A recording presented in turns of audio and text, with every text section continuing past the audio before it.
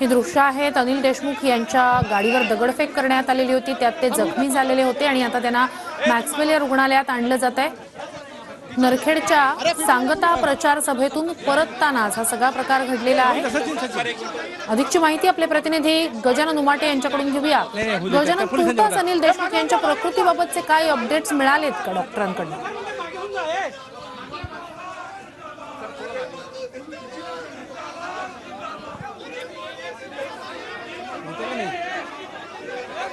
गजानन, माझा आवाज तुमच्यापर्यंत पोहोचतोय?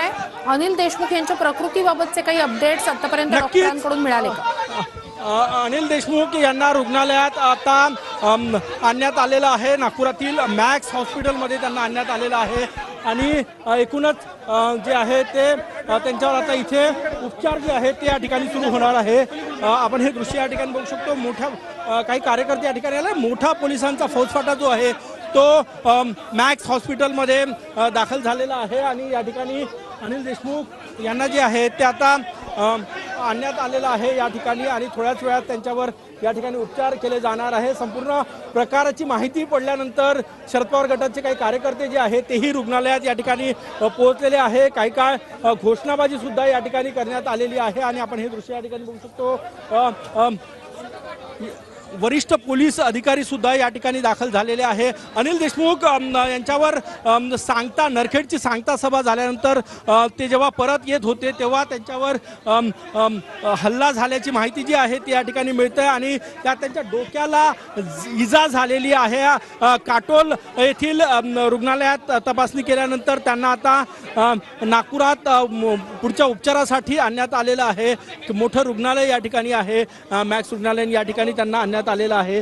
त्यांच्यासोबत त्यांचे जवळचे कार्यकर्ते सुद्धा या ठिकाणी उपस्थित आहेत। राष्ट्रवादी शरद पवार गटाचे प्रवक्ते प्रवीण कुंटे पाटील सुद्धा या ठिकाणी आलेले आहेत। उद्धव ठाकरे गटाचे जिल्हा प्रमुख उत्तम कापसे सुद्धा या ठिकाणी आलेले आहेत आणि महाविकास आघाडीचे कार्यकर्ते या ठिकाणी आलेले आहेत। आता आपण ही दृश्य या ठिकाणी बघू शकतो।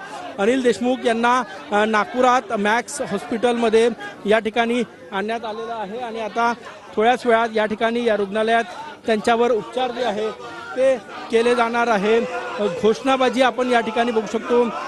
त्यांच्या कार्यकर्त्याकडनं घोषणाबाजी जी आहे ती या ठिकाणी होत आहे। हे बघा, हे दृश्य अलेक्सिस हॉस्पिटलचे हे दृश्य या ठिकाणी आणि या रुग्णालयात आता अनिल देशमुख यांना आणण्यात आलेलं आहे। काटोलवरनं त्यांना ॲम्ब्युलन्सनं या ठिकाणी आणलेलं आहे। त्यांच्यासोबत त्यांचे काही कार्यकर्ते सुद्धा या ठिकाणी आहेत। डोक्याला जी इजा झाली आणि हे बघा या ठिकाणी अनिल देशमुख जे आहे त्यांना या ठिकाणी रुग्णालयात आणण्यात आलेलं आहे आणि आता त्यांच्यावर काटोल इथं आणल्यानंतर यांना मॅक्स हॉस्पिटलमध्ये या ठिकाणी जे आहे त्यांच्यावर उपचार आता सुरू केले जाणार आहेत। वरिष्ठ पोलीस अधिकारी सुद्धा या ठिकाणी तैनात आहे आणि संपूर्ण परिस्थिती जी आहे ती नियंत्रणात आहे। रुग्णालयात आत कोणालाही जाण्याची परवानगी जी आहे ती या ठिकाणी दिली नाही। हे बघा, याच ॲम्ब्युलन्सनी अनिल देशमुख यांना या ठिकाणी आणण्यात आलेलं आहे आणि हे दृश्य आपण या ठिकाणी घोषणाबाजी जी आहे ती कार्यकर्त्यांची या ठिकाणी आपल्याला पाहायला मिळत आहे। हे दृश्य या ठिकाणी त्यांच्या डोक्याला इजा झालेली आहे आणि त्यानंतर या हॉस्पिटलच्या परिसरामध्येच आता हे कार्यकर्ते जे आहेत ते या ठिकाणी घोषणाबाजी जी आहे ते या ठिकाणी करताना दिसतात। हे दृश्य आपण बघू शकतो।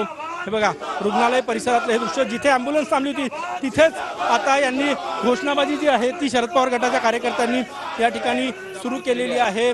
आणि दुसरी महत्त्वाची बाजू म्हणजे अनिल देशमुख यांच्यावर मॅक्स हॉस्पिटलमध्ये आता उपचार जे आहे ते या ठिकाणी सुरू झालेले आहे। तज्ज्ञ डॉक्टरांकडून उपचार होत आहे। त्यांच्या डोक्याला इजा झालेली आहे, त्यामुळे डोक्याचे काही स्कॅन सुद्धा या ठिकाणी डॉक्टरांकडनं केले जाणार आहे आणि हे दृश्य आपण या ठिकाणी बघू शकतो। अलेक्सिस हॉस्पिटलच्या परिसरातले हे दृश्य आहे।